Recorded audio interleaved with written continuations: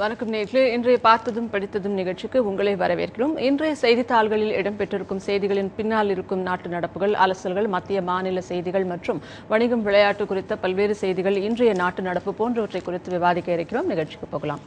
இன்னைக்கு முதல் செய்தி பார்த்தீங்கன்னா, பிரதமர் 2 நாட்கள் முன்னதாக ஜப்பான் பயணம் மேற்கொண்டார். அங்கே போய் 5 ஆண்டுகளில் ஜப்பானில் 2 லட்சம் கோடி முதலீடு செய்யப்படும். பிரதமர் நரேந்திர மோடி முன்னிலையில் ஒப்பந்தங்கள் கையெழுத்தானது அப்படின்னு போட்டிருக்காங்க. இதுல முக்கியமா புல்லட் ரயில் திட்டத்தை நிறைவேற்றுவதற்கு நிதி உதவி வழங்கப்படும் அப்படின்னு சொல்லியிருக்கு ஜப்பான். அதாவது ஜப்பான் நம்ம நேத்தே சொன்ன மாதிரி புல்லட் ரயில் திட்டத்தில் அவங்க சிறப்பாக விளங்குறாங்க. அதனால அது இந்தியாவுக்கும் அந்த திட்டம் வரும்போது இன்னும் சிறப்பாக இருக்கும். அந்த வகையில் இந்த பயணம் பயனுள்ளதாக இருக்கும் அப்படின்னு நினைக்கிறேன்.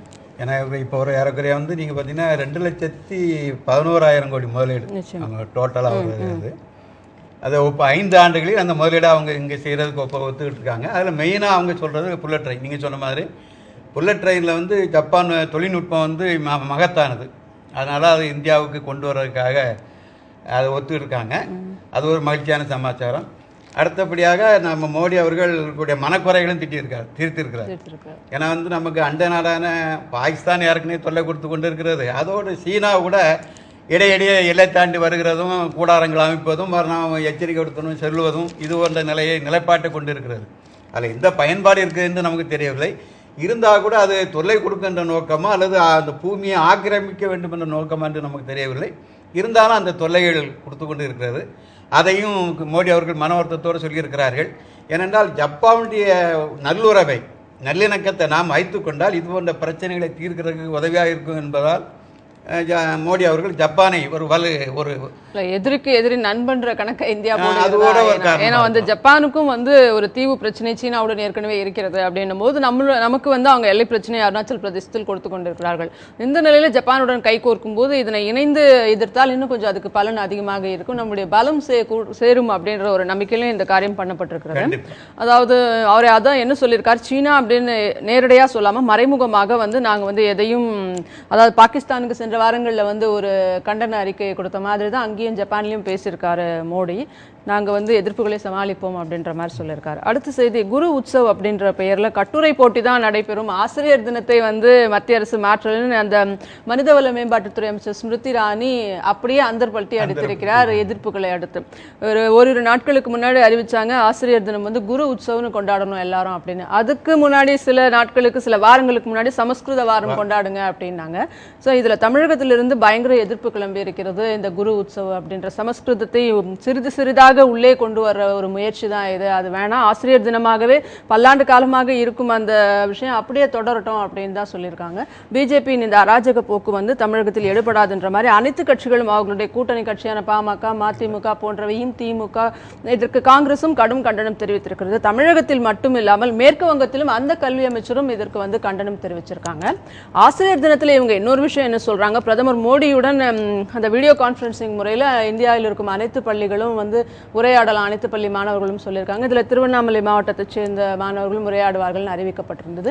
இதை கண்டிப்பா அனைத்து பள்ளிகளும் ஒளிபரப்பணும் அப்படின்னு இவங்க ஸ்மிருதி இரானி சொன்னதுக்கு தான் மேற்கு வங்கத்துல எதிர்ப்பு கிளம்பி, அதுக்கு நாங்க ஸ்கூல் டைமிங்லாம் மாத்தணும், இதை எப்படி கட்டாயப்படுத்தலாம், அதுவும் கட்டாயம் இல்லை, நீங்க உங்க விருப்பப்பட்டா இதை நீங்க ஒளிபரப்பிக்கலாம் அப்படின்னு ஸ்மிருதி இரானி பல்ட்டி அடிச்சாங்க. பிஜேபி ஆட்சிக்கு வந்தாலே ஒரு இந்துத்துவா,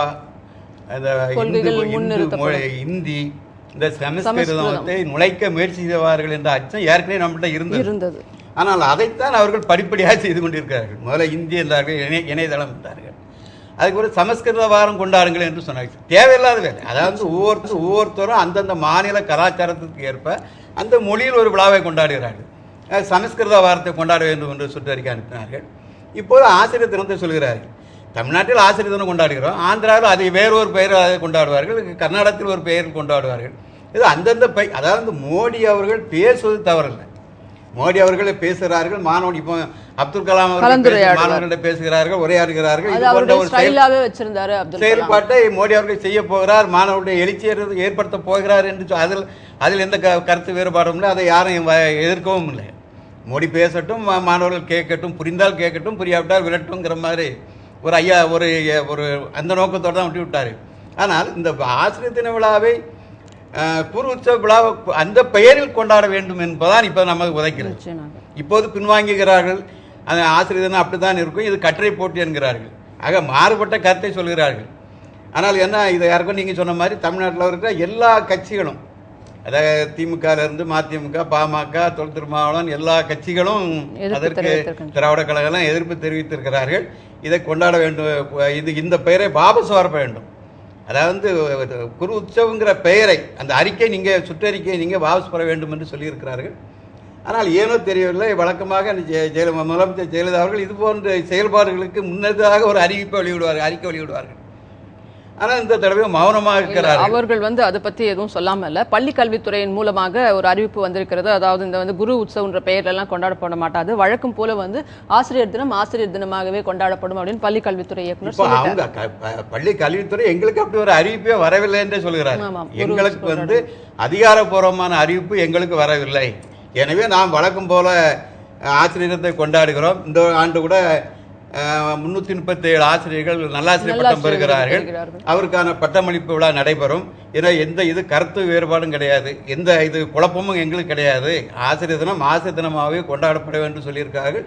ஒரு மகிழ்ச்சிகரமான விஷயம். பாஜக அவர்களுக்கு கிடைத்த அந்த அறுதி பெரும்பான்மையை வெறும் மக்கள் முன்னேற்றத்திலும் ஆட்சி நடத்துவதும் சிறப்பாக செயல்படுத்தினாலே போதுமானது என்பதுதான் மக்களின் எண்ணம். தேவையற்ற இந்த குழப்பங்கள் அவசியமற்றது. சமஸ்கிருத வாரம் அவர்களுக்கு நல்லது, சமஸ்கிருத வாரம், குரு உற்சவம், அப்படி இப்படின்னு இந்த சமஸ்கிருத வார்த்தைகளை மாநிலங்களுக்குள்ள புகுத்துறது அது தேவையில்லாத ஒன்று. அதனை நம்முடைய அரசுகளும் பெரிதாக கண்டுகொள்ளவில்லை. அந்த சமஸ்கிருத வாரமும் கொண்டாடப்பட வேண்டிய அவசியம் இல்லைனாங்க. அதுவும் சப்புன்னு ஆய்போய் ஒன்றும் இல்லைன்னு ஆய்போச்சு. அதுவும் பள்ளிகள் மாநில அரசின் கட்டுப்பாட்டில் இருக்குது. சிபிஎஸ்இ சென்ட்ரல் போர்டு என்றால் கூட அதனுடைய கட்டுப்பாடு நம்மகிட்ட தான் இருக்கிறது. எனவே நம்ம தமிழக அரசோ எந்த மாநிலமோ அதற்கு ஒத்துழைத்தாதான் அந்த விழாக்கள் இங்கே நடத்த முடியும். எனவே அது முதல் கட்டமாகவே கிள்ளி இருந்துவிட்டால் பிரச்சனை இல்லை என்பதுதான் இப்போது உள்ள நிலைமை. ஏறக்குறைய அதற்கான எதிர்ப்பு கிளம்பியது இப்போ கற்றை போட்டு என்கிறார்கள். இந்த மாநிலங்கள் மத்தியில் கூட்டாட்சி, மாநிலத்தில் சுயாட்சி அப்படிங்கிற உரிமையை எந்த மாநிலமும் அவ்வளவு சீக்கிரம் விட்டு கொடுக்கறதுக்கு முன்வர மாட்டாங்க. அதுதான் நடைபெற்றுக் கொண்டிருக்கிறது. இவர்களுக்கான இந்த பாஜகவுக்கு இது வீண் முயற்சிங்கிறதுல எந்த சந்தேகமுமே கிடையாது. அதனால ஆசிரியர் தினம் என்ற பெயரிலேயே பள்ளி கல்வித்துறையின் அறிவிப்பின்படி கொண்டாடப்படும் அப்படின்னா. அது மட்டும் இல்லாம இந்த ஒரு சில பள்ளிகள்ல பாத்தீங்கன்னா அந்த இந்துத்துவாவை கொள்கையா கொண்ட சில பள்ளிகள்ல தமிழகத்திலேயே கூட சமஸ்கிருதத்துக்கு முக்கியத்துவம் அளிக்கப்பட்டு அவங்க அதுக்கு அந்த மாணவர்களுக்கு அது ஒரு சப்ஜெக்டாவே கொண்டாந்து டெஸ்ட்லாம் கூட வைக்கிற மாதிரியான ஒரு தேர்வுகளும் வைக்கிற ஒரு நிலைமை இருக்கிறது. ஆனா அது பெரிய அளவுல யாரும் பெருசா எடுத்துக்கிறதுல 1-2 வகுப்புகளுக்கு தான் அது தொடரும். ஸோ சமஸ்கிருதம் அப்படிங்கிறது அந்த மொழி திணிப்புங்கிறது யாரும் ஏத்துக்கவும் மாட்டாங்க. இது வீண் முயற்சி, தேவையற்றது. ஆசிரியர் தினமாகவே இருக்கும். அடுத்த ஒரு முக்கியமான செய்தி, ஒரு அதிர்ச்சி தரக்கூடிய செய்தியாகவும், எப்பவுமே இந்த மாதிரியான அணுகுண்டுகளை மூலம் வீசக்கூடியவர் சுப்பிரமணிய சுவாமி. அணுகுண்டு வார்த்தைகளின் மூலம்னாலே தெரிஞ்சிடும் மக்களுக்கு இது யார் சொல்லியிருப்பாங்க அப்படின்னு. அடிக்கடி இந்த மின்னல் மாதிரி வந்து போறதுல இவர் அடிச்சுக்கவே முடியாதுன்னு தான் சொல்லணும். அதாவது எல்லை தாண்டும் மீனவர்களை விட்டுவிட்டு மீனவர்களின் படகுகளை சிறைப்பிடிக்கக்கூடிய சுப்பிரமணிய சுவாமிக்கு கட்சிகள் கண்டனம் தெரிவித்திருக்கின்றன. நேற்று ஒரு தொலைக்காட்சியில் பேட்டியின் போது அவர் சொன்னாரு, நான் தான் ராஜபக்சேக்கு சொன்னேன், மீனவர்கள் எல்லாம் விட்டுருங்க, அந்த மாதிரி எல்லை தாண்டி மீன் பிடிக்கும் போது அவர்களுக்கு அந்த மீன் வள ஆதாரம் இல்லாதப்ப சில சமயம் எல்லை தாண்டி மீன் பிடிச்சிடுறாங்க, அவங்கள விட்டுருங்க. ஆனா அந்த படகுகளை கொடுத்து அனுப்புறவர்கள் பெரும் முதலாளிகள், அவர்கள் படகுகளை நீங்க உடனடியாக திருப்பி தரணும்னு அவசியம் இல்லை, அதனாலதான் அவங்க வச்சிருக்காங்க அப்படின்னு வன்மையாக கண்டிக்கத்தக்க ஒரு கருத்தை இவர் சொல்லியிருக்காரு. அதாவது நம்ம ஊர்ல சொல்லுவாங்க, இந்த சோத்துக்கட்டுக்குள்ள பெருச்சாலியை வச்ச மாதிரிம்பாங்க. சோத்துக்கட்டுக்குள்ள பெருச்சாலி வச்சா எப்படி இருக்கும், அதே மாதிரிதான் ஏறக்குறைய பாரதிய ஜனதாவில் இவர் நம்ம சுப்பிரமணிய சாமி இருப்பது ஏறக்குறைய ஒரு சோத்துக்கட்டுக்குள் பெருச்சாலி வீத்த கதை தான். அவர் என்ன சொல்லுவார், எப்படி செயல்படுவார், அதாவது மத்திய அரசு நோக்கத்துக்கு எதிராக மத்திய அரசு மீனவர் பிரச்சனையை தீர்க்கிறதோ இல்லையோ, ஆனால் தீர்க்க போகிறோம், அதற்கான முயற்சிகளை செய்கிறோம் என்று சொல்லிக் கொண்டு இருக்கிறார்கள், முயற்சிகள் எடுத்துக்கொண்டு இருக்கிறார்கள். ஆனால் இவர் இடையில் புகுந்து இவர் என்ன காரணத்திற்காக அதாவது இந்திய அரசின் பிரதிநிதியா இலங்கைக்கு செல்கிறாரா, லாபத்திற்காக இவர் அங்கே செல்கிறார், தொழில் ரீதியாக செய்கிறாரா, புரோக்கர் வேலைக்காக செய்கிறாரா, என்ன வேலை செய்யறான்னு தெரியல. ஆனால் போகிறார், ராஜபக்சே சந்தித்து பேசுகிறார். நீ அதாவது இலங்கைக்கு போ, ராஜபக்சே சந்தித்து வா, அதை பற்றி நமக்கு எந்த ஆட்சேபனையும் கிடையாது, ஒரு டூரிஸ்ட் மாதிரி நம்ம நினச்சிட்டு போகிறோம். ஆனால் அங்கு தேவையில்லாம தமிழர்கள் எந்த பிரச்சனைக்காக போராடி கொண்டு இருக்கிறார்களோ அதுக்கான மாற்று கருத்தை சொல்லியிருக்கிறார். தேவையில்லாத ஒரு கருத்து. நான் சொல்லிதான் எல்லை தாண்டி வருகிற மீனவர்களை நான் பிடியுங்கள், ஆனால் விட்டு விடுங்கள், அவருடைய வாழ்வாதாரமான பாடுகளை விடாதீர்கள் என்றால் இப்படி சொன்னேன், என் சொல்படி தான் அவர் நடந்து கொண்டு இருக்கிறார் என்றால் சுப்பிரமணிய சாமியார், தமிழக அரசு என்ன, மத்திய அரசு என்ன இந்த கேள்வி மக்கள் தான் எழுகிறது. இப்போ இந்த கருத்தை கூட பார்த்தீங்கன்னா நேற்று நம்ம மாநில பாரதிய ஜனதா தலைவர் தமிழிசை சவுந்தரராஜன் அவர்கள் கடுமையாக மறுத்திருக்கிறார். அதாவது அவருடைய கருத்துக்கும் தமிழக பாரதிய ஜனதா கருத்துக்கும் இது கொள்கைக்கும் சம்பந்தம் கிடையாது. இவருடைய இந்த பேட்டியினால நான் அவா கிட்ட சொன்னேன் அப்படின்னாரு. அதை ஏன் இவா கிட்ட சொல்ல வேண்டிய அவசியம் அவருக்கு என்ன இருக்கு? இங்க வந்து சொல்ல வேண்டியது நீ தனிப்பட்ட கருத்தா அதை வச்சுட்டு போயிருக்கலாமே. இது வந்து ஒரு விளம்பரத்துக்காக தான் அவர் இந்த மாதிரி அடிக்கடி செய்யறாரா எண்ணம் வருகிறது, அல்லது என்ன கோளாறு நமக்கு தெரியவில்லை. ஆனால் இப்போ அதை நான் இப்போ தமிழிசை சவுந்தரராஜன் என்ன சொல்றாங்க, அதுல ஒரு சின்ன குளறுபடி இருக்கிறது. அதாவது சுப்பிரமணிய சாமி வந்து இப்போ பாரதிய ஜனதா மூத்த தலைவர் என்று கருதப்படுகிறவர். அவர் ஒரு கருத்தை சொல்லுகிறார், அதற்கு அது தமிழர்களுக்கு எதிரான கருத்து ஏதனே அதை இவர் மறுக்கிறார். மீனவர்கள் வந்து இல்ல ஒரு வாழ்வாதார பிரச்சனையாக எடுத்துக்கொண்டு எந்த அரசாவது இதற்கு வந்து ஒரு தீர்வு காணுமா அப்படின்னு வந்து அவர் பரிதாபத்திற்குரிய நிலைமையில் அவர்கள் இருக்கிறார்கள். இப்ப கூட பாத்தீங்கன்னா 40 நாளுக்கு வந்து அவங்க மீன்பிடிக்க போகாம இருந்துட்டு இப்பதான் 2-3 நாட்களுக்கு முன்னாடி திரு பொன் ராதாகிருஷ்ணன் போன்றவர்கள் கொடுத்த உத்தரவு, மத்திய அரசு கொடுத்த உத்தரவின் பேரில் அவங்க சரி சுமூகமாக அங்க போய் மீன்பிடிக்க முடியும்ன்ற ஓரளவு நம்பிக்கையில ராஜபக்சே அரசு இதுக்குள்ள அது திருந்தாதுன்றது எழுதி வைத்த ஒன்று. அந்த மாதிரி அவங்க சரி கச்சத்தீவை மீட்பது போன்ற கோரிக்கைகளை வைத்துக் கொண்டேதான் ஒரு 40 நாள் கழிச்சு மீன் பிடிக்க போயிருக்காங்க. இந்த நிலைமையில இவர் இந்த மாதிரி சொல்றது அப்படின்றது எரியிற தீயில எண்ணெயை விடுற மாதிரி இவருக்கு இது தேவையற்ற வீண் வேலைன்னு தான் சொல்லணும். இதை வந்து பாஜக தலைமை நிச்சயமாக கண்டிக்க வேண்டும்ன்ற ஒரு கருத்து மீனவர்களுடைய நிலை. தமிழக பாரதிய ஜனதா கண்டித்து விட்டது. அந்த கருத்து எங்களுடைய கருத்து அல்ல, பாரதிய ஜனதா அதாவது தமிழக பாரதிய ஜனதாவுடைய கருத்து அல்ல என்று சொல்லுகிறார்கள். ஆனா தமிழக பாரதிய ஜனதா கருத்து அதாவது தமிழக பாஜக நிர்வாகிகளுக்கு நான் பதில் சொல்ல வேண்டிய அவசியம் இல்லை அப்படின்னு சொல்லியிருக்காரு. இந்த மாதிரி கண்டன குரல்கள் தமிழகத்தில் எழும்னு சுப்பிரமணிய சுவாமிக்கு நிச்சயமாக தெரியும். அதுக்குதான் வந்து உஷாரா அவர் என்ன சொல்லிட்டாரு, இவர்களுடைய கருத்துக்கு நான் பதில் சொல்ல மாட்டேன்னு. அப்ப தமிழகத்தை பத்தி பேச வேண்டிய அவசியம் என்ன இருக்கு? இதை வந்து அதனால மத்திய பாஜக தான் இவரை கண்டித்து வைக்க வேண்டும். வந்து மக்கள் பிரச்சனைகளுக்காகத்தான் அந்த அரசு அங்கே அமர்ந்திருக்கிறதே தவிர இந்த மாதிரி இவர்கள்லாம் வந்து இந்த மாதிரி இவரை எதேச்சதிகாரமாக ஏதோ ஒன்று எடுத்தன் கவிழ்த்தன் எதையாவது சொல்றதுக்கு தமிழக மக்கள் இழிச்சவாயிருக்கலான்ற ஒரு நிலைமை சுப்பிரமணிய சாமியை பாரதிய ஜனதா சேர்த்து அந்த கட்சியை முக்கியத்துவம் கொடுத்துடைய பலனை கொஞ்சம் கொஞ்சமாக பாரதிய ஜனதா என்பதுதான் நம்ம அனுபவிக்கும். அவர் கட்சியை வளர்க்க மாட்டார். இந்த மாதிரி கொள்கை ரீதியான பேச்சுக்களை வளர்த்து அவர் பின்னடைவை தான் ஏற்படுத்துவார். அதனால இங்க இருக்க அனைத்து கட்சிகளுமே அதற்கு எதிர்ப்பு தெரிவிச்சிருக்காங்க. இனிமேலாவது அவர் வந்து வாய் நிலத்தை சற்று அடக்கிக் கொள்வார் அப்படின்றது மீனவர்கள் மற்றும் பொதுமக்களின் எண்ணமாக இருக்கிறது. பாத்தீங்கன்னா முன்னால் அவருக்கு தமிழ்நாட்டில் வந்து விடுதலை புலிகள் எதிர்ப்பு இருக்குங்கிறனால அவருக்கு இசட் பிரிவு பாதுகாப்பு அளிக்கப்பட்டிருக்கிறது. இப்போது அரசியல் கட்சியுடைய எதிர்ப்பு இருக்கிறனால அவருக்கு கமாண்டோக்கள் பாதுகாப்பு மத்திய அரசு உள்துறை அமைச்சகம் அளித்திருக்கிறது என்றால் அப்போ அவருடைய சொல்லையும் செயலையும் மத்திய அமைச்சகம் ஏற்றுக்கிறது, மத்திய அரசு ஏற்றுக்கொண்டுதான் இப்போ ஒரு பாதுகாப்பு அளிக்கிறது. அதனுடைய பிரதிபலன்பாடு என்ன, அதனுடைய உள்நோக்கம் என்ன, இதனால் எதிர்கால விளைவுகள் என்ன என்பது போக போதான் நமக்கு தெரியும். அப்படியே ஒரு வாய்ப்பூட்டும் அவருக்கு கொடுத்தா சரியாக இருக்கும் அப்படின்றது தான் ஒரு மீனவர்களுடைய வயிற்றுச்சலாக இருக்கிறது. அடுத்த செய்தி பார்த்தீங்கன்னா, ராஜீவ்காந்தி அரசு மருத்துவமனையில் அம்மா உணவகத்தை சண்டிகர் மாநகராட்சி குழுவினர் பார்வையிட்டிருக்காங்க. ஏற்கனவே அதாவது ஆந்திரா மற்றும் மேற்கு வங்கத்திலிருந்து வந்து பார்வையிட்டாங்க. இது சிறப்பான திட்டம், நிஜமாவே மக்களுடைய வயிற்று பசியை போக்கும் அந்த திட்டம் சிறப்பான திட்டம், அது வரவேற்கத்தக்க ஒன்று. அது நல்ல அமோகமாக நடைபெற்றுக் கொண்டிருக்கின்றது, எந்த சந்தேகமும் இல்லை. அதனை தொடர்ந்து தான் நேற்று வந்து சண்டிகர்ல இருந்து மேயர், துணை மேயர் போன்றவர்கள் பார்வையிட்டாங்க. இது போன்ற செயல்பாடுகளை பார்த்தீங்கன்னா நீங்க சில மாநகராட்சியிலிருந்து வெளிநாடுகள் கூட ஆட்கள் அனுப்புகிறாங்க. அங்கு உள்ள மாநகராட்சி எப்படி செயல்படுகிறது, அவர்கள் தெருக்களை எப்படி வைத்திருக்கிறார்கள், என்னென்ன முறைகளை கையாளுகிறார்கள், மக்களை எப்படி திருப்திப்படுத்துகிறார் என்பதை ஆராய்வதற்காகவே சில ஒரு 4-5 பேர் ஒவ்வொரு கட்சியிலிருந்து அனுப்பி வெளிநாடுகளுக்கு அனுப்பி அங்கே சென்று பார்த்து வந்து அறிக்கை கேட்டு அதன்படி ஏற்பாடு செய்கிறார்கள். அதுபோன்று இது இங்கே தமிழக அரசில் இந்த திட்டம் மாநகராட்சி ஒரு நல்ல திட்டம் என்று மக்களால் வரையறுக்கப்பட்ட திட்டம், அதை ஆய்வு செய்திருக்கிறார்கள். இந்திய அளவில் பார்த்தீங்கன்னா தமிழகத்தில் இந்த திட்டம் சிறப்பாக செயல்பட்டு கொண்டிருக்கிறதுல மாற்று கருத்து கிடையாது. பல்வேறு மாநிலங்களைச் சேர்ந்தவர்கள் வந்து பார்வையிட்டு போறாங்க. அதுல பர்டிகுலரா அவங்க என்ன சொல்லியிருக்காங்கன்னா, தயிர் சாதம் சாம்பார் சாதம் தவிர்த்து இந்த கருவேப்பிலை சாதம் மிகவும் நன்றாக இருப்பதாகவும் அது வந்து மக்களுக்கு ஆரோக்கியமான ஒரு விஷயமா, கருவேப்பிலையில நிச்சயமா பல்வேறு சத்துக்கள் இருக்கின்றன, நாம அதை தூக்கி போட்டுறோம். அந்த வகையில இல்லாம கருவேப்பிலையை அதை தூளாக்கி அந்த சாதம் செய்யும் போது வந்து அது வீடுகள்லயும் அதை பின்பற்றலான்ற ஒரு கருத்து இருக்கு. அதனால அந்த சத்தான சாதம் மிகவும் நன்றாக இருக்கிறதா பாராட்டி கருவேப்பிலை அதிகம் சேர்ப்பது கண் பார்வைக்கு நல்லதுன்னு சொல்றாங்க. கருவேப்பிலை நம்ம தலைமுடி கருப்பாக இருப்பதற்கு வெளியில போடுவாங்க, தாதுக்கள் அதுல இருக்கிறதா சொல்லுவாங்க, நிறைய தாதுக்கள் இருக்குது, அது கண் பார்வைக்கு நல்லது. அதை உணர்ந்தவர்கள் அதை உணவோடு எடுத்துக்கொள்வார்கள், அதை உணராதவர்கள் எடுத்து வெளியில வைத்து விடுவார்கள். ஆனால் கருவேப்பிலை உடம்புக்கு நல்லது என்பதை மக்களுக்கு நானும் சொல்லுவோம். நிச்சயமாக. அதாவது அது கருவேப்பிலைன்னும் போது பொதுவாக பெரியவங்கலேருந்து குழந்தைங்க வரைக்கும் அதை சாப்பிட்றது அப்படின்றது ஒரு உபாத விஷயமா தான் எடுத்துப்பாங்க. அதுக்கும் அந்த அம்மா உணவகத்தை செயல்படுத்துகிற மாதிரி அதை தூளாக்கி அதே சாதத்தோடு கலந்து விடும்போது அதனுடைய சுவையும் மாறிடும், அது பயனும் உள்ளுக்குள்ளே முழுமையாக கிடைக்கும் அப்படின்ற ஒரு கருத்து இருக்கிறது. அடுத்து சுப்பிரமணிய சுவாமி கருத்துக்கும் முன்னாடியே நம்ம பேசின மாதிரி பாரதிய ஜனதாக்கும் எந்த தொடர்பும் இல்லை அப்படின்னு தமிழிசை சவுந்தரராஜன் சொல்லியிருக்காங்க. அடுத்து குரு உத்சவம்ன்ற பெயரை மாற்றம் செய்வதை கைவிட வேண்டும்னு ராமதாசும் வைகோவும் தனித்தனியா கண்டனம் தெரிவிச்சிருக்காங்க. அதே சமயம் மதிமுக இன்னொன்னு அவருடைய கூட்டம் நடத்தி என்ன சொல்லியிருக்காரு வைகோன்னா, உள்ளாட்சி இடைத்தேர்தலில் நாங்களும் போட்டியிட போவதில்லை அப்படின்னு சொல்லியிருக்காரு. ஆக அன்ன போஸ்டாக அதிமுகவை அன்ன போஸ்டாக ஆக்கிவிட்டால் பிரச்சனை, நிறைய பிரச்சனை இல்லை. எப்படி என்றால் செலவு, அரசுக்கும் செலவு மிச்சம், கட்சிகளுக்கும் செலவு மிச்சம். ஆனால் இப்போது பாரதிய ஜனதா போட்டியிடுதுன்னு சொல்கிறார்கள், சுயேட்சைகள் இருக்கிறார்கள். இதோ தேர்தல் நடக்கிறது, அதை முற்றிலுமாக தவிர்த்தால் கூட நல்லதுதான் நாட்டுக்கு.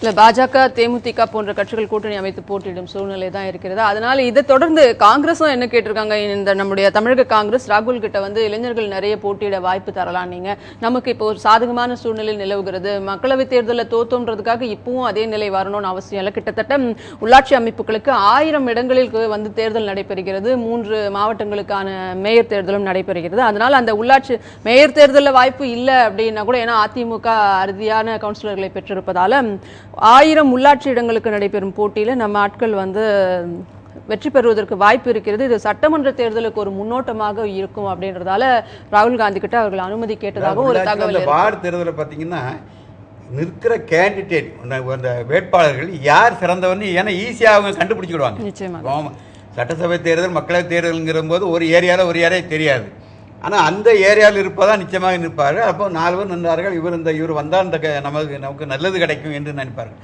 அப்போ அவர்கள் கட்சி வேறுபாடுகள், மத வேறுபாடு எல்லாத்தையும் மறந்து விடுவார்கள், ஜாதி வேறுபாடுகளை. பாராளுமன்ற தேர்தல்ன்றது 6 தொகுதிகள் இணைந்து ஒரு பாராளுமன்ற தொகுதியாகிறது. சட்டமன்ற தேர்தலும் கிட்டத்தட்ட அதே நிலையில் இருக்கும்போது இந்த வார்டு தேர்தல் அப்படிங்கிறது உள்ளாட்சி அமைப்புகள் ஒரு நாட்டின் முதுகெலும்பு அப்படின்னு சொல்றதுல எந்த சந்தேகமும் கிடையாது. அவை ஒரு நாட்டின் வளர்ச்சிக்கும் ஒரு மாநிலத்தின் வளர்ச்சிக்கும் முக்கியமா ஒரு கிராமத்தின் வளர்ச்சிக்கும் அது மிக மிக இன்றியமையாதது. ஏன்னா கிராம மக்களுக்கு தெரியும், இந்த கிராமத்துல 2-3 தெருக்களுக்கு இவர் சிறந்தவர், இவர் செயல்படக்கூடியவர், இவர் சேவை மனப்பான்மை உடையவர். அப்படி இருக்கும்போது அவங்க கட்சி பேதம் பார்க்காம யாரு சிறப்பாக செயல்படக்கூடியவரோ அவரை தேர்ந்தெடுக்கும் வாய்ப்புகள் அதிகம். அதனாலதான் அவர் நம்ம அந்த உள்ளாட்சி தேர்தல்கள் நம்ம வேட்பாளர் நிறுத்த வேண்டும். ஏன்னா இருக்கிற வேட்பாளர் நிறுத்தப்படுகிற வேட்பாளர்கள் நமது காங்கிரஸ் கட்சி வேட்பாளர் நல்லவராக இருந்தால் மக்கள் ஓட்டு போட போகிறார்கள், நாம் வெற்றி பெறப் போகிறோம். அதற்கான அனுமதியும் அதுக்கான நடவடிக்கை எடுக்கும்படியாக கேட்டிருக்கிறார். ஒரு நல்ல காரியமா தான். நிச்சயமாக கட்சிகள் அந்த வெற்றி பெறும்போது அதன் சுவையை பருகுவதும், தோல்வியின் வரும்போது ஒதுங்கி கொள்றது, செலவு இல்லாம ஒதுங்கிக்கலாம், வேலை இல்லாம ஒதுங்கிக்கலாம், சொந்த வேலையை பார்க்கறதுன்றது கண்டிக்கத்தக்க ஒரு விஷயமாக தான் மக்கள் நினைக்கிறார்கள். ஏன்னா இவர்கள் நமக்கு சேவை செய்வதற்கும் பாடுபடத்தான் இருக்கும்போது ஒதுங்கிக் கொள்வதுன்றது தேவையற்ற இயல்பு அப்படின்னு தான் மக்கள் நினைக்கிறாங்க. அதே மாதிரி உள்ளாட்சி தேர்தலில் கருணாநிதி ஏன் ஒதுங்கினார்ன்றதுக்கு பல்வேறு காரணங்கள் சொல்லியிருக்காங்க. அது அவர் ஒரு ராஜதந்திர செயல்பாடா பாக்குறாரு. சாத்தான்குளம் தேர்தலில் அதிமுக திமுக ஒதுங்கினால்தான் அதிமுகவும் காங்கிரசுக்கும் செயல்பட்டு அவர் இணக்கமாக செயல்பட்டு அவர்களிடையே பிரச்சனை அன்றிலிருந்து இன்று வரை காங்கிரசும் அதிமுகவும் ஒரு எதிர்ப்பு சூழலிலேயே போய் கொண்டிருக்கின்றன. அவர்கள் ஒன்னாவே சேர முடியல, தனித்தனி லைன்ல தான் போறாங்க. அந்த மாதிரியான ஒரு ராஜதந்திரத்தை இந்த தடவை கையாண்டு பாஜகவுக்கும் அதிமுகவுக்கும் ஒரு நேரடி போட்டியை உருவாக்கி அதன் மூலம் எதிர்காலத்தில் அவர்களையும் பிரிய வைக்க வேண்டும் ராஜதந்திரத்தை அவர் எதிர்பார்க்கிறார் அப்படின்னு சொல்றாங்க. இன்னொன்னு அவங்க கட்சியில நிறைய கோஷ்டிகள் இருக்கு. இப்போ நம்மளோட தூத்துக்குடியில் எடுத்துக்கிட்டீங்கன்னா பெரியசாமிக்கும் அனிதா ராதாகிருஷ்ணனுக்கும் சுத்தமா ஒத்தே வரல. அதனால அவங்க கட்சிக்காரங்களே சொந்த கட்சிக்காரங்களே திமுகவை தோற்கடிப்பார்கள். பல்வேறு மாவட்டங்கள்லயும் பாத்தீங்கன்னா இப்போ எலெக்ஷன் நடக்க போற கோவை, தூத்துக்குடி, நெல்லை போன்ற மாவட்டங்கள்ல கோஷ்டிகள் அதிகமாக இருக்கு. அவங்க கிட்ட ஏற்கனவே சீனியர் மாவட்ட செயலாளர்கள் ஒரு குறுநில மன்னர்களாக செயல்படுகிறார்கள் அப்படின்னு திமுக தொண்டர்களுடைய அதிருப்தி இருப்பதாகவும், அதற்கு கீழ் பொறுப்புகள்ல இருக்கிறவங்க பல்வேறு பிரச்சனைகளை சந்தித்துக் கொண்டிருப்பதாகவும் அது வெளிப்படையாவே தெரியும். அவங்க கட்சியிலேயே பல்வேறு குழப்பங்கள், சகோதர யுத்தம், சகோதரி யுத்தம், கோஷ்டி யுத்தம், மாவட்ட செயலாளர்களுடைய யுத்தம், மாவட்ட செயலாளர்கள் குறுநில மன்னர்களாக செயல்படுகிறார்கள் போன்ற பல்வேறு இடர்பாடுகளும் குளறுபடிகளும் இருக்கு. இந்த நிலையில தேர்தலை நாம சந்திக்கணுமா அப்படிங்கறத விடுத்து இது ஒரு ராஜதந்திரமாக அவர் பாக்குறாரு அப்படின்னு பெருமையாக அவர்களை பட்டம் சூட்டிக் கொள்கிறார்கள் என்பது ஒரு கருத்தை அவங்க பதிவு செய்திருக்கிறார்கள். ஆனால் இப்போதுள்ள நிலைமையில் அவர்கள் நிறைய சீர்திருத்தங்கள் செய்ய வேண்டும். அதை நிறைய மாறுதல்கள் செய்ய வேண்டியிருக்கிறது. ஏற்கனவே அவர் மாவட்டத்தை பல மாவட்டங்களாக பிரித்திருக்கிறார்கள். இப்போது உள்கட்சி தேர்தல் நடந்து கொண்டு இருக்கிறது. அது போக ஏற்கனவே அவர் சொல்லியிருக்கார்கள், நீங்கள் குறுநில மன்னர்களாக இருக்கிறவர்கள்லாம் கொஞ்சம் ஒதுங்கி கொள்ள வேண்டும், நீங்கள் ஆண்டது போதும், அதனால் அனுபவித்ததும் போதுங்கிற நிலைமையில் இருக்கிறது. ஏதோ புதியவர்களுக்கு வாய்ப்பு கொடுக்க வேண்டும் என்ற ஒரு நிலைப்பாடு இப்போது அந்த கட்சியில் மேலோங்கி இருக்கிறது. எனவே அந்த அவங்க உள்கட்சி தேர்தல் முடித்து அந்த அவங்க மாவட்டத்தை பெருக்கியிருக்கிறார்கள், அதிகப்படுத்தியிருக்கிறார்கள். அதற்கெல்லாம் மாவட்ட செயலர்கள்லாம் போட்டு முதல்ல கட்சியை ஒழுங்குபடுத்துவோம், அதன் பிறகு தேர்தல் சந்திப்போங்கிற ஒரு எண்ணம் வந்திருக்கலாம். ஏனென்றால் இப்போ உள்ள குளறுபடிகள் அங்கே இருந்தால் நீங்கள் சொன்ன மாதிரி தூத்துக்குடிக்கும் பெரியசாமிக்கும் ராதா போன யாருடைய வேட்பாளர் நிறுத்துவது, ஒன்றுடைய ஆதரவாளர். எனவே இது போன மனப்போக்கை கட்சி தலைவர்களிடம் மாற்றிவிட்டு அதற்கு பிறகு களத்தில் இறங்கலாம் என்று நினைத்திருக்கலாம். சரி, எனிவே எப்படினாலும் இப்போ தோற்கப் போகிறார்கள், அதில் ஒன்றும் மாற்று கருத்து கிடையாது. அதனால கொஞ்சம் பின்தங்கி கட்சியை பலப்படுத்துவோம் என்று. கோவையிலேயே பாஜகவுக்கு சற்று பலம் அதிகமாக இருப்பதால் அங்கே அதிமுகவுக்கும் பாஜகவுக்கும் நேரடி போட்டி இருக்கும்போது அவர்களுடைய பிணக்கு ஏற்படும். அதை வைத்து நாம குளிர்காயலாம். மக்களவை தேர்தலில் நம்ம எதிர்பார்க்கப்பட்ட பாரதிய ஜனதா கட்சி சார் எதிர்பார்க்கப்பட்ட தொகுதிகளில் கோவையும் உண்டு. கன்னியாகுமரி, கோவை, இந்த 2 தான் பாரதிய ஜனதா கிடைக்கும். ஏன்னால் அங்கு அவர்கள் ஒரு வலுவான கட்சியாக இருக்கிறார்கள். ஆனால் கோவை பதிவை விட்டது. அதனால் கொஞ்சம் களத்தில் இறங்கி பார்ப்பார்கள். ஏனென்றால் மக்களவை தேர்தலில் ஏடிஎம்கேக்கு ஓட்டு போட்டவர்கள்லாம் திரும்பவும் அங்கே போடுவார்னு சொல்ல முடியாது. ஒருவேளை அதை விட ஒரு நல்ல கேண்டிடேட் இவங்க நிறுத்தினா இவர்களுக்கு ஓட்டு போடலாம், மாற்று கருத்து வரலாம். ஏன்னா இதுவரை மற்ற கட்சிகள் போட்டியிடாதனால இப்போ திமுக போட்டியிடல, பாமக போட்டியிடல, மதிமுக போட்டியிடல, மனிதநேய மக்கள் கட்சி போட்டியிடவில்லை என்று வரும்போது அந்த மக்கள் இப்போ பாரதிய ஜனதாவுக்கு ஓட்டு போடலாம். நம்ம முன்னாடியே சொன்ன மாதிரி சட்டமன்ற பாராளுமன்ற தேர்தலில் ஒரு பொது வேட்பாளராகத்தான் இருப்பாங்க கட்சிகளை சேர்ந்தவங்க. இது எல்லா பகுதி மக்களுக்கும் தெரியணும் அந்த வேட்பாளர்னு அவசியம் இல்லை. ஆனால் உள்ளாட்சி தேர்தல்ன்றது அவர்களுடைய நேரடியாக தெரிந்த பிரதிநிதிகளை தேர்ந்தெடுப்பதில் மக்களுக்கு சிக்கல் ஒன்றும் இருக்காதுன்றதால இதை புறக்கணிப்பது அப்படின்றது எதிர்கட்சிகளுக்கு அது ஒரு பின்னடைவாக தான் இருக்க முடியும். என்னதான் ராஜதந்திரம் இருந்தாலும் அவருடைய ராஜதந்திரம் வெற்றி அடைதா இல்லையான்றதை பொறுத்து தான் பார்க்கணும். ஏன்னா அடுத்த கட்சிகளும் ராஜதந்திரம் செய்யக்கூடிய வாய்ப்பு இருக்கிறது இல்லையா, அவர்களும் சற்று யோசிப்பார்கள். அடுத்த செய்தி பார்த்தீங்கன்னா இதுவும் விஜயகாந்த் அவர்கள் மீண்டும் சிங்கப்பூர் செல்வதற்கு வாய்ப்பு இருப்பதாகவும் அதனால் அவர்களுடைய கட்சியினர் சுணக்கத்தில் இருப்பதாகவும் ஒரு கருத்து பதிவாகி இருக்கிறது.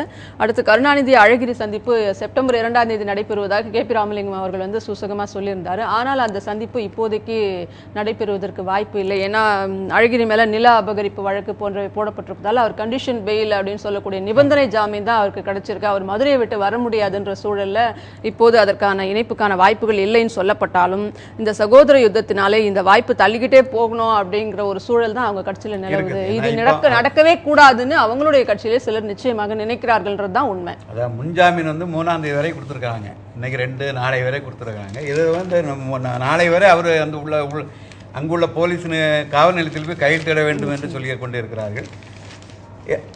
அதனால் அவர் இங்கே சென்னைக்கு வந்துட்டு போகிறது ஒரு பிரச்சனைக்குரிய நிலையாகிவிட்டது. அடுத்தபடியாக என்ன அவரை முழுமையாக ஏற்றுக்கொண்டு விட்டார்களா என்ற செய்தி இன்னும் இல்லை. அதாவது ஒரு பரவலாக பத்திரிகைகள் தங்களுடைய கருத்துக்களை வெளியிடுகின்றன வழியே இப்படி இருக்கலாம் இப்படி போகலாம் இந்த சந்திப்புக்கு.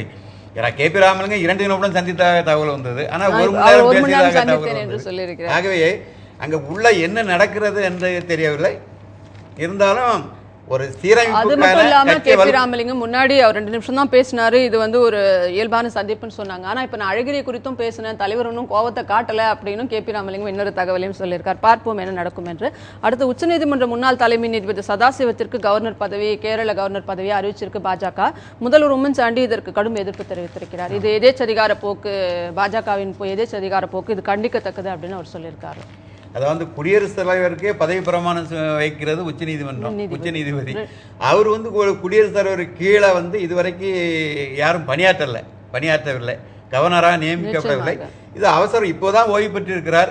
அதற்குள் நியமிக்க வேண்டிய அவசியம் என்ன என்ற போறதுல எதிர்ப்பு கிளம்பியிருக்கு. இது ஒரு தேவையற்ற போக்குன்னு தான் சொல்லணும். இவங்க இஷ்டத்துக்கு அந்த மாதிரி உச்சநீதிமன்ற நீதிபதியெல்லாம் கொண்டாந்து இந்த டீப்ரமோட் பண்ற மாதிரி ரிட்டையர்டான உடனே மற்ற கவர்னர் பதவிகளில் அமர்ந்துக்கிட்டு இது ஆட்சி மாறும்போது இவர்களை இங்கிருந்து அங்கே பந்தாடுவது, அங்கிருந்து இங்கே பந்தாடுவதுன்றது ஒரு தேவையற்ற ஒரு கலாச்சாரமாக தான் மக்கள் இதை பார்க்கிறார்கள். எதற்கு இதை போடுவானே அதுக்கப்புறம் எடுப்பானே, எதுக்கு இந்த பிரச்சனைங்க அப்படின்னு தான் மக்கள் நினைக்கிறாங்க. நேர்களே, இன்றைய பார்த்ததும் படித்ததும் நிகழ்ச்சியில் இடம்பெற்றிருக்கும் செய்தித்தாள்கள் அலசல் உங்களுக்கு மிகவும் பயனுள்ளதாக இருந்திருக்கும் என்று நம்புகிறோம். நாளை மற்றும் ஒரு பார்த்ததும் படித்ததும் நிகழ்ச்சியில் சந்திக்கலாம். வணக்கம்.